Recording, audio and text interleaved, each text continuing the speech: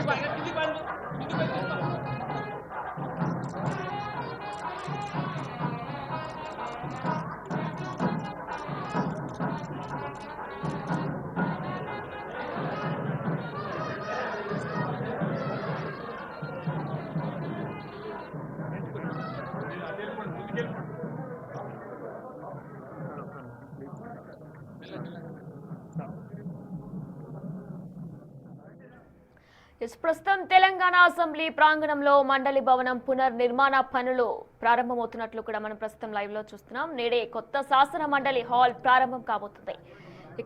ఇక దీనికి సంబంధించి ఇప్పటికే గవర్నర్ సీఎం రేవంత్ రెడ్డి చేతుల మీదుగా భవనాన్ని ఆవిష్కరిస్తున్నారు. మరి కాసేపట్లో దాదాపు 20 కోట్లతో 80 మంది సభ్యులు కూర్చునేలా ఆధునిక సౌకర్యాలతో ఈ బిల్డింగ్ ను రూపుదిద్దారు. అయితే ఇది హెరిటేజ్ భవనం కావడంతో గత నిర్మాణం దెబ్బతినకుండా పనులు చేసి కౌన్సిల్ హాల్ గా రూపుదిద్దించారు. ఇక ఈ పునర్నిర్మాణ భవనంలోనే మార్చి 16 నుంచి కూడా ప్రారంభమయ్యే బడ్జెట్ సమావేశాలు కూడా జరగనున్నాయి. మరి ఇప్పుడు అసెంబ్లీ మండలి భవనాలు పక్కపక్కనే ఉండడంతో పార్లమెంట్ తరహాలో సెంట్రల్ హాల్ నిర్మాణం చేపట్టేందుకు కూడా ప్రభుత్వం ప్లాన్ చేస్తుంది. ఇక దీని ద్వారా 2 సభల సభ్యులు ఒకే చోట కలిసి చర్చించుకునేందుకు కూడా అవకాశం ఉంటుంది. అయితే ప్రస్తుతం ఈ పునర్నిర్మాణ భవనంలో బడ్జెట్ సమావేశాలు కంప్లీట్ అయ్యాక ఈ సెంట్రల్ హాల్ నిర్మాణ పనులు మొదలుపెట్టనున్నారు. అయితే కౌన్సిల్ చైర్మన్ గుత్తా సుఖేందర్ రెడ్డి మండలి భవనాన్ని పరిశీలించారు.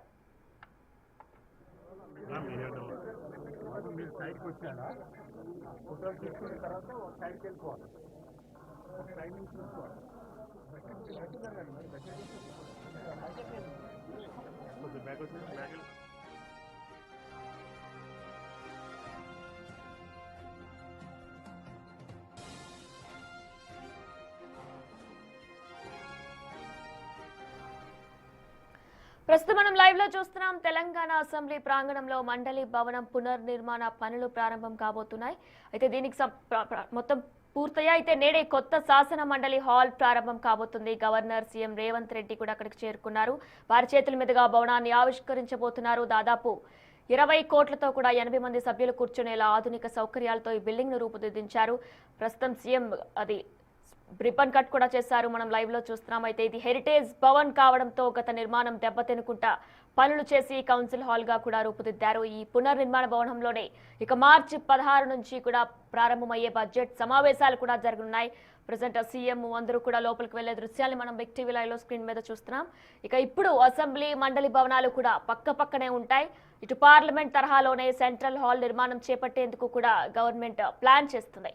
అయితే దీని ద్వారా 2 సభల సభ్యులు కూడా ఒకే చోట కలిసి చర్చించుకునేందుకు కూడా అవకాశం ఉంటుంది. మరి ప్రస్తుతం ఈ పునర్నిర్మాణ భవనంలో బడ్జెట్ సమావేశాలు కంప్లీట్ అయ్యాక ఈ సెంట్రల్ హాల్ నిర్మాణ పనులు మొదలుపెట్టనున్నారు. అయితే ఈ కౌన్సిల్ చైర్మన్ గుత్తా సుఖేందర్ రెడ్డి మండలి భవనాన్ని పరిశీలించారు. ప్రెసిడెంట్ సీఎం లోపలికి వెళ్లి ఆయన సీట్లో ఆయన కూర్చునే విజువల్స్ ని కూడా మనం ప్రస్తుతం బిగ్ టీవీ లైవ్ లో స్క్రీన్ మీద చూస్తున్నాం.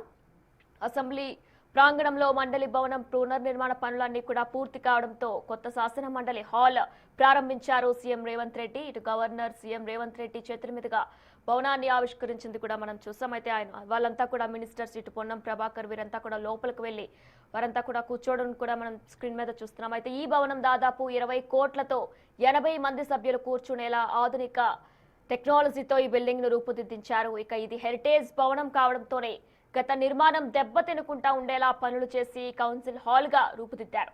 ప్రస్తుతం ఈ పునర్నిర్మాణ భవనం ఏదైతే ఉందో ఈ భవనంలో మార్చి 16 నుంచి కూడా ప్రారంభమయ్యే బడ్జెట్ సమావేశాలు కూడా ఇందులోనే జరగనున్నాయి. అయితే ఇప్పుడు అసెంబ్లీ అలానే మండలి భవనాలు కూడా పక్కనే ఉంటాయి. పార్లమెంట్ తరహాలోనే సెంట్రల్ హాల్ నిర్మాణం చేపట్టేందుకు కూడా ఇటు గవర్నమెంట్ ప్లాన్ చేస్తుంది. మరి దీని ద్వారా రెండు సభల సభ్యులు కూడా ఒకే చోట కలిసి చర్చించుకునేందుకు అవకాశం కూడా ఉంటుంది. ప్రజెంట్ సీఎం రేవంత్ రెడ్డి మొత్తం కూడా వీక్షిస్తున్న దృశ్యాన్ని మనం చూస్తున్నాం. పునర్నిర్మాణ పనులన్నీ కూడా పూర్తి కావడంతో కొత్త శాసన మండలిని మొత్తం కూడా వారు చూస్తున్న విజువల్స్ ని కూడా ప్రస్తుతం మనం బిగ్ టీవీ లైవ్ లో స్క్రీన్ మీద చూస్తున్నాం.